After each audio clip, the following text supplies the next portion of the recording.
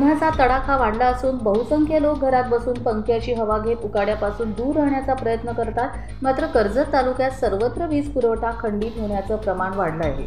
त्यात प्रामुख्याने शॉर्ट सर्किटमुळे वीज पुरवठा खंडित होत असल्याच्या ग्राहकांच्या तक्रारी वाढल्या आहेत। दरम्यान महावितरणकडून ग्राहकांच्या तक्रारींकडे दुर्लक्ष केले जात असल्याने महाविरुद्ध वितरण संताप व्यक्त होत आहे। वारंवार खंडित होणाऱ्या वीज पुरवठ्याबद्दल माथेरान येथील वीज ग्राहक जनार्दन पार्टे यांनी महावितरणकडे पत्र पाठवून आपला संताप व्यक्त केला आहे।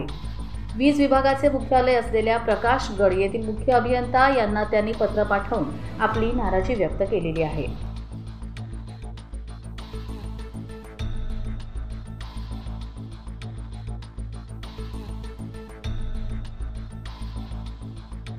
कर्जत लाईव्हसाठी संतोष पेरणे, कर्जत।